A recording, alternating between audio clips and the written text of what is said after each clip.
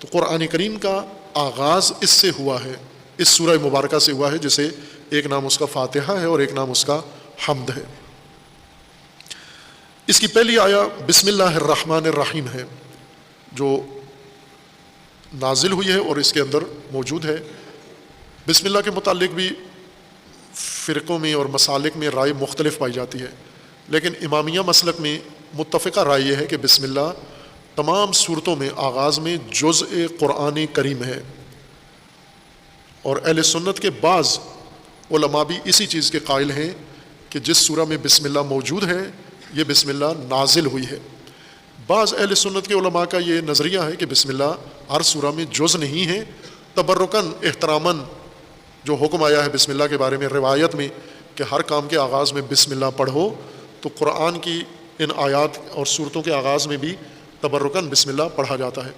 آپ اگر یہ سعودی قاریوں کی تلاوت سنیں، ترتیل سنیں، تو وہ نماز میں بھی بسم اللہ نہیں پڑھتے اور ترتیل میں بھی بسم اللہ نہیں پڑھتے، بسم اللہ کے بغیر قرآن شروع کرتے ہیں۔ بسم اللہ الگ لہجے کے ساتھ اس میں اضافہ کی جاتی ہے۔ یہ جو آج موجود ہیں ان کی آڈیو فائلیں یا ویڈیو، امام کعبہ ہیں، کبھی بھی کسی صورت کے آغاز میں بسم اللہ نہیں پڑھتے، چونکہ ان لوگوں کا یہ اعتقاد ہے کہ بسم اللہ قرآن کا جز نہیں ہے۔ لیکن شیعہ امامیہ علماء اہل بیت علیہ السلام ائمہ اطہار کا متفقہ یہ مذہب ہے کہ بسم اللہ جزء قرآن ہے، جن جن صورتوں میں موجود ہے، سوائے سورہ براءت اور سورہ توبہ کے کہ وہاں پر نہیں ہے، چونکہ نازل بھی نہیں ہوئی، اس لیے اس سورہ کے آغاز میں وہ بغیر بسم اللہ کے شروع ہوتی ہے۔ اور بعض صورتیں ایسی ہیں ان کے 2 دفعہ ہے، ان کے اسنا میں بھی بسم اللہ ہے آیت کے اندر اور آغاز میں بھی بسم اللہ ہے۔ سورہ فاتحہ میں بسم اللہ جزء قرآن ہے۔ اور چونکہ جہری نمازوں میں یہ شرعی مسئلہ سب کو معلوم ہونا چاہیے، جوانوں کو بالخصوص، کیونکہ عموماً میں نے دیکھا ہے جوان مرد نماز پڑھ رہے ہوتے ہیں، مغرب کی، عشاء کی، صبح کی، خواتین کی طرح بالاخفاط انفرادی جب پڑھتے ہیں، کسی مسجد میں پڑھیں، اکیلے پڑھیں، کمرے میں پڑھیں، جوان یا عام مومنین بھی، غیر جوان بھی، بوڑھے بزرگ بھی خواتین کی طرح پڑھتے ہیں۔ خواتین کے لیے ساری نمازیں بالاخفاط ہیں، یعنی آواز نہیں نکالنی، پڑھنی ہے انہوں نے لیکن آواز نکالے بغیر خواتین نے قرأت کرنی ہے تمام نمازوں کی۔ مردوں نے 3 نمازیں جہریہ پڑھنی ہیں، بالجہر، آواز کے ساتھ، آواز بھی اتنی کہ خود اس کو بھی سنائی دے رہی ہو اور قریب کوئی بندہ ہو تو وہ بھی سن رہا ہو، جہر اس کو کہتے ہیں، یعنی کھلی اوپن آواز میں، تاکہ سننے والا کوئی قریب ہے تو وہ تصدیق کرے کہ یہ کچھ پڑھ رہا ہے۔ اس کو بالجہر پڑھنا چاہیے، لازم ہے، واجب ہے بالجہر نمازیں۔ اگر مرد بالجہر نہ پڑھے باطل ہے وہ نماز، وہ قضا پڑھنی پڑے گی آپ کو، استغفار بھی کرنی پڑے گی آپ کو، اس کو بالجہر ہی پڑھنا ہے آپ نے۔ آج تک اگر نہیں پڑھی ہیں تو اب اس کے بعد جب بھی جماعت میں تو امام پڑھتا ہے، امام کے پیچھے آپ پڑھتے ہیں، لیکن اگر امام نہیں پڑھ رہا اور واجب نماز پڑھ رہے ہیں، ان کو بالجہر پڑھیں۔ اہل سنت کے بعض حنفی مسلک اور دیگر ان میں یہ ہے کہ آپ بسم اللہ کو چونکہ جزء قرآن نہیں ہے لہٰذا بالجہر نہ پڑھیں، بالاخفاط پڑھیں جہریہ نمازوں میں بھی، لیکن شیعہ کے نزدیک یہ بالجہر پڑھنی ہے۔ امام رازی، فخر الدین رازی، جو اہل سنت کے بہت جید عالم اور مفسر ہیں، اور تفسیر کے باب میں ایک بہت ہی ان کا اہم کردار ہے تفسیری ابحاث میں۔ آیات کی تفسیر کو جتنا امام رازی نے گھمایا ہے اور باقی مفسرین کو وقتہ ڈالا ہے، مشکل میں ڈال دیا ہے امام رازی نے، وہ بہت ہی عجیب ہے۔ آج بھی اگر کوئی مفسر تفسیر شروع کرتا ہے تو ہر آیت میں امام رازی کے بیان کردہ تفسیری مطالب میں جا کر الجھ جاتا ہے، گم جاتا ہے بالکل۔ امام رازی نے ہر علم میں، چونکہ مشککین، امام المشککین ان کو کہتے ہیں، شبہ کرنا، شک ڈالنا، علمی شبہ کرنا، علمی طور، چونکہ بہت ہی ٹھوس عالم تھے امام رازی، کھوکھلا شخصیت نہیں تھے، پختہ عالم، ہر علم پر دسترس، اپنے زمانے کے ہر علم پر تبحر، اپنے زمانے کے ہر علم پر مہارت، اس لیے تو امام کے لقب سے پہچانے جاتے تھے اپنے زمانے میں بھی اور بعد میں بھی، امام رازی، امام فخر الدین رازی۔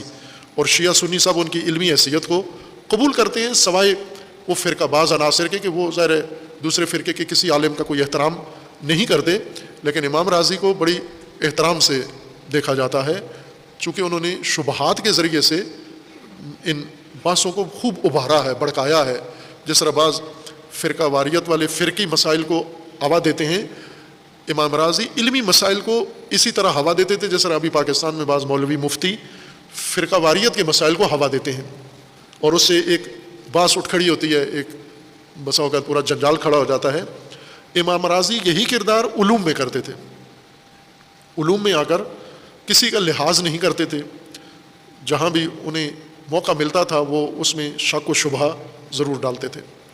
اس کے نتیجے میں پھر باقی علماء کو کام بڑھ جاتا تھا ان کا، امام راضی کو جواب دینا، ان کے شبہات کو برطرف کرنا، ان کو تو کافی وقت امام راضی کے ساتھ لگ جاتا تھا۔ ابھی بھی ایسا ہی ہے، تفاسیر میں اکثر مفسرین شیعہ سنی ان کو ایک بڑا وقت امام راضی کو دینا پڑتا ہے، قرآن کو تھوڑا وقت دیتے ہیں، امام راضی کو زیادہ دیتے ہیں، چونکہ راضی نے اس آیت میں یہ بات کر دی ہے، اب اس بات کو ثابت کرنے کے لیے، ان کی بات کا رد کرنے کے لیے، اپنی بات کو ثابت کرنے کے لیے ایک اچھا خاصا جتن کرنا پڑتا ہے۔ لیکن یہی امام راضی بسم اللہ کے بارے میں جب آ کے بات کرتے ہیں تو یہ سارے اقوال 1000 سال پہلے گزرے ہیں۔ امام راضی آج سے 1000 سال پہلے کے عالم ہیں، اب اس زمانے کے نہیں ہیں، گزشتہ کے، اور اسی وقت سے ابھی تک دھاک ہے، ان کی علمی دھاک جمی ہوئی ہے۔ بسم اللہ میں جب آتے ہیں تفسیر میں تو تمام اقوال ذکر کرتے ہیں کہ بسم اللہ کے متعلق فلاں کا یہ قول، یہ قول، یہ قول، یہ قول، اور آخر میں کہتے ہیں کہ امیر المومنین علی ابن ابی طالب کا یہ مذہب ہے بسم اللہ کے بارے میں، اور پھر خود کہتے ہیں کہ یہ بڑے بڑے اکابرین علماء فقہاء صحابہ بسم اللہ میں ان کا یہ نظریہ ہے کہ نماز میں بالاخفات پڑھیں، لیکن کہا کہ میں بسم اللہ میں امیر المومنین علی ابن ابی طالب کا مذہب اپناؤں گا، بالجہر پڑھوں گا۔ لہٰذا ان کا بسم اللہ کے بارے میں کہا ہے کہ یہ بالجہر پڑھنی ہے آپ نے، چونکہ ائمہ اہل بیت کے نزدیک بسم اللہ جزء قرآن ہے، جہاں جہاں سورہ کے آغاز میں آیا ہے یہ قرآن کا حصہ ہے۔ اصل مطلب یہ نہیں ہے کہ بسم اللہ حصہ ہے یا نہیں، یہ تو ویسے ایک بات الجھا دی گئی ہے، جز ہے یا نہیں، جب قرآن میں ہے تو جز ہے اس کا، اس میں شک اور شبہ اور ان کا جواب یہ کوئی خاص ایسی بات نہیں ہے جس میں وقت دیا جائے۔ مسلم ہے کہ قرآن کریم میں بسم اللہ جزء قرآن ہے، لیکن بسم اللہ سورہ فاتحہ کے آغاز میں اور دیگر سورہ کے آغاز میں اس سے مراد کیا ہے؟ یہ کلمہ، یہ آیت، یہ جملہ تکرار ہر قرآن کی آیت کے اندر ہوا ہے، اور یوں نہیں کہ ہر سورہ کے ابتدا میں ہے، بلکہ حکم یہ ہے ہمیں کہ ہر کام کے آغاز میں بسم اللہ ہو، ہر کام کا شروع بسم اللہ سے ہو، اور ہر کام کا اگر نیا مرحلہ شروع ہوتا ہے تو بھی بسم اللہ سے ہو، اس کا آغاز بسم اللہ سے ہو۔ اگر آپ اٹھ رہے ہیں تو بسم اللہ سے، بیٹھنا چاہتے ہیں تو بسم اللہ سے، کروٹ لیتے ہیں بسم اللہ سے، قدم اٹھاتے ہیں بسم اللہ سے، بولتے ہیں بسم اللہ سے آغاز کرو۔ کوئی کام بھی آپ کا جو جوارح سے آپ انجام دیتے ہیں وہ سارے کام بسم اللہ سے آغاز ہونے چاہیے آپ کے۔ تو اس کا مطلب ہوا کہ بسم اللہ ایک خاص پیغام ہے، بسم اللہ ایک خاص معنی ہے جو ہر کام کے آغاز کے لیے لحاظ کیا گیا ہے۔ سادہ سی آیت ہے، پیچیدہ نہیں ہے۔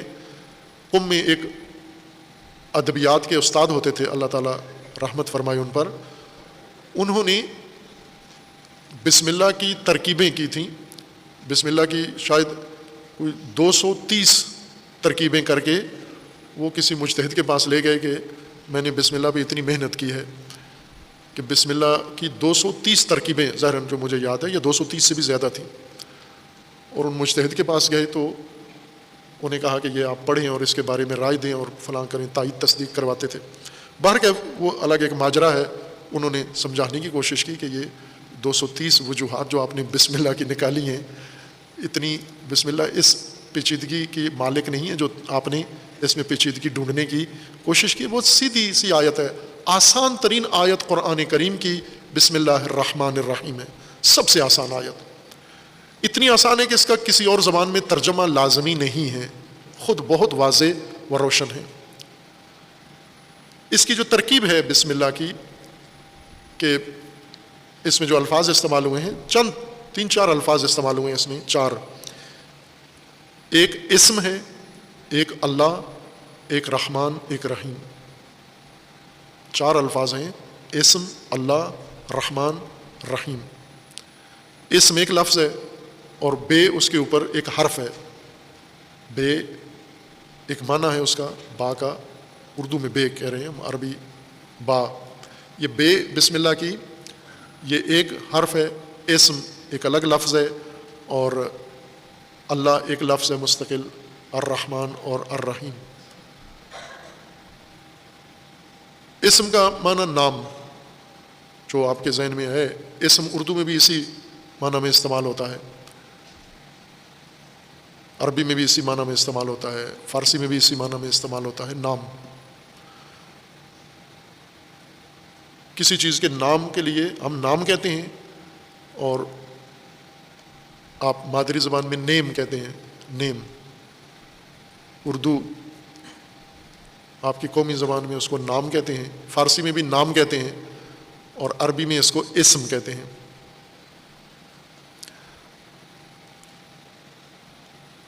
اللہ اہم ترین لغت ہے جو انسان کو سمجھنی ہے۔ آغاز اس سے اگر ہو فہم سے کہ اللہ کیا ہے، یہ لفظ کیا ہے اور اس کا معنی کیا ہے، اور یہ رب تعالیٰ کا نام ہے، کس حیثیت سے حق تعالیٰ کو اللہ کہتے ہیں، یہ اصل سمجھنے کی بات یہ ہے کہ رب کو، خالق کائنات کو، خالق ہستی کو اللہ، قرآن میں اللہ کہا گیا ہے۔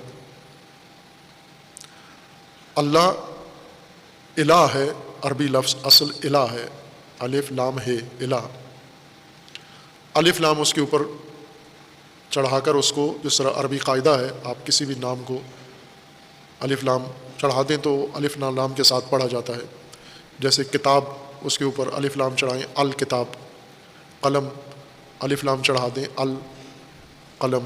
بیت، الف لام چڑھا دیں، البیت۔ رجل، الف لام چڑھا دیں، الرجل۔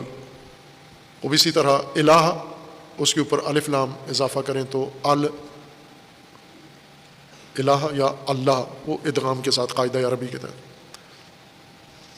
اللہ، الہ کا معنی عموماً معبود کیا جاتا ہے ترجمے، فارسی میں بھی اور عربی میں بھی، اور جب بھی متبادل لفظ الہ کا عربی میں بھی استعمال کرتے ہیں تو معبود کیا جاتا ہے لفظ، متبادل لفظ عربی کا، اور فارسی میں بھی معبود ترجمہ کیا جاتا ہے، اردو میں بھی معبود ترجمہ کیا جاتا ہے۔ اس ترجمے نے زیادہ کنفیوژن پیدا کی ہے، اور ظاہر ہے کہ جب خالق ہستی کے بارے میں یہ کنفیوژن پیدا ہو جائے گی تو وہ آگے بڑھے گی، جہاں تک مطلب جائے گا یہ کنفیوژن، یہ حیرت ساتھ چلتی جائے گی۔ معبود، معبود مفعول کا صیغہ ہے، جس کی عبادت کی جائے، جس کی پرستش کی جائے۔ عبادت کا ترجمہ پرستش، اور عابد پرستش کرنے والا، معبود پرستش ہونے والا، اور الہ کا مطلب معبود ہے، یعنی جس کی پرستش کی جائے۔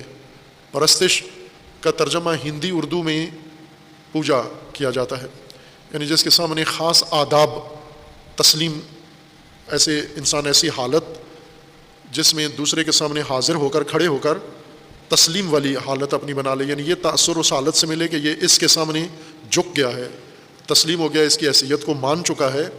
اس حالت کو پوجا کہتے ہیں، اس حالت کو، احترام آمیز حالت کو پوجا کہتے ہیں۔ اور اسی کا ترجمہ عبادت کیا گیا کہ پرستش یا پوجا، اور معبود جس کی پوجا کی جائے۔ لیکن یہ اس کا دقیق ترجمہ نہیں ہے، غلط بھی نہیں ہے، ہم یہ نہیں کہہ سکتے کہ معبود الہ کا ترجمہ غلط ہے، دقیق نہیں ہے، زیادہ دقیق ترجمہ نہیں ہے، چونکہ معبود کو تحلیل کر کے پلٹایا جا سکتا ہے اصلی معنی کی طرف، لیکن اصلی معنی الہ کا معبود نہیں ہے، معبود اس کا لازمہ ہے، اصل معنی کچھ اور ہے۔ اور یہ کثرت سے ہوا ہے قرآن کریم کے الفاظ کے ساتھ، جیسے تقویٰ کی بات میں عرض کیا ہے کہ تقویٰ کا ترجمہ تمام ترجموں کے اندر، قرآن کے تراجم کے اندر پرہیزگاری اور ڈر کیا گیا ہے، اور یہ نہیں ہے، یہ درست ترجمہ نہیں ہے، دقیق ترجمہ نہیں ہے۔ پرہیزگاری یا ڈر لازمہ ہے تقویٰ کے اصلی معنی کا۔ پہلے اصلی معنی تلاش کریں، پھر اس کے لوازم معین کریں کہ یہ اس کے لوازم ہیں، پھر یہ دیکھیں گے کہ کہاں پر لوازم مراد ہیں یا مراد نہیں ہیں۔ اصلی معنی غائب کر کے صرف لوازم کو اصلی معنی کی جگہ رکھ دیں تو اس سے گمراہی پھیلتی ہے، جیسا کہ تقویٰ کے متعلق ہو چکا ہے کہ راسخ ہے تقویٰ کا معنی پرہیزگاری، بے ساختہ اب سب کی زبانوں سے شیعہ سنی کا اتفاقی مذہب ہے کہ تقویٰ کا معنی پرہیزگاری ہے۔ عرض کیا تھا وہاں کہ نہیں ہے، تقویٰ کا مطلب ہوتا ہے تحفظ، حفاظت. حفاظت کے لوازم میں سے بعض اوقات پرہیز ہے اور بعض اوقات ڈر ہے، حفاظت کے لازمے میں سے ہے. لیکن اصل معنی جو تقویٰ کا حفاظت ہے وہ غائب ہو چکا ہے ترجموں سے بھی اور بیانات سے بھی، تبلیغ سے بھی، تعلیم سے بھی. الہ میں بھی ایسا ہی ہوا ہے کہ معبود لازمہ ہے الہ کے معنی کا. الہ کا معنی عربی لغت کے قاعدے کے لحاظ سے کہا جاتا ہے حاکم مطلق، حاکم مقتدر. وہ حاکم جس کو کوئی مغلوب نہ کر سکے، وہ حاکم جس کے مافوق کوئی اور طاقت قوت فرض نہ کی جا سکے، موجود نہ ہو اور لحاظ نہ کی جا سکتے. وہ آخری درجہ قدرت کا، طاقت کا، حاکمیت کا. اور حاکم مطلق یہ معبود، یہ الہ کا اصل معنی ہے، لغوی معنی ہے. اب ظاہر ہے کہ جو حاکم مطلق ہوتا ہے اس کے سامنے تسلیم بھی ہوا جاتا ہے، اسی کے سامنے تسلیم ہوتے ہیں. اس وجہ سے تسلیم ہونا، معبود تسلیم ہونے کو کہتے ہیں، الہ حاکم مطلق کو کہتے ہیں. الہ کا ترجمہ معبود نہیں ہے، معبود ہونا اس کا لازمہ ہے. چونکہ حاکم مقتدر ہے، حاکم مطلق العنان ہے، حاکم غالب ہے اور اس کے مافوق کوئی اور طاقت و قوت نہیں ہے، اس لیے باقی سب اس کے سامنے تسلیم ہیں، باقی سب اس کے سامنے جھکے ہوئے ہیں. یہ جھکا ہوا ہونا اس کی عبادت ہے، جھکنا، اور جس کے سامنے جھکا جائے وہ معبود ہے. تو یوں نہیں کہ وہ معبود کے معنی میں ہے الہ، بلکہ حاکم ہے جس کے سامنے سارے سب کو جھکنا ہے. لہذا جھکنا اس کے لوازم میں سے ہے، اس کے معانی میں سے نہیں ہے، معنی کے لوازمات میں سے ہے. اب بسم اللہ کا مطلب یہ ہے کہ اسم اللہ نام ہے. بسم اللہ، آپ اللہ کے نام، اس اللہ کا معنی کریں گے یہاں پر ہم. اللہ حاکم مطلق، حاکم مقتدر کے نام پر، حاکم مقتدر، حاکم مطلق کے نام سے. پھر آگے اس کی دو صفات ہیں، رحمان اور رحیم. رحمان اور رحیم بھی اللہ تعالیٰ کی صفات میں سے ہیں، انہیں بعد میں انشاءاللہ بیان کریں گے. اور پھر اس کے بعد مجموعی طور پر اس آیت کا معنی اور پھر اس آیت کا استعمال، اس آیت کا انسان کی عملی زندگی میں دخل. اور یہ آیت ایک ایمان کا کوڈ بن چکی ہے. یہ آیت مسلمانوں کا کوڈ ہے، مومنین کا کوڈ بنا دی گئی ہے کہ آپ نے ہر چیز اس کوڈ کے ساتھ شروع کرنی ہے، اپنی زندگی کو اس کوڈ کے ساتھ جوڑ لینا ہے سب نے. اور اس کے اندر بھی ایک حکمت ہے، اللہ تعالیٰ نے اس کو مسلمانوں کے لیے، مومنین کے لیے، اپنے بندوں کے لیے ایک کوڈ کلمے کے طور پر اس کو لاگو کر دیا. اب ویسے تو ہم کہتے ہیں کلمہ طیبہ لا الہ الا اللہ شہادت ہے، الوہیت اللہ کی. اس الوہیت اللہ کے بعد اللہ کی الوہیت اور الہیت کا اقرار کرنے کے بعد اس الہیت و الوہیت کو اب اظہار جب کرنا ہے تو وہ بسم اللہ کے ذریعے سے کرنا ہے اور ہر جگہ کرنا ہے یہ. اور اس سے اب جو مقصد ہے قرآن کریم کا، بسم اللہ کے ذریعے سے انسان کو کیا شکل دینا چاہتے ہیں، کیا رنگ بنانا چاہتے ہیں، یعنی بسم اللہ کی تاثیر کیا مقصود ہے، یہ انشاءاللہ بعد میں بیان ہوگا. وصلی اللہ علی محمد و آلہ الطیبین الطاہرین.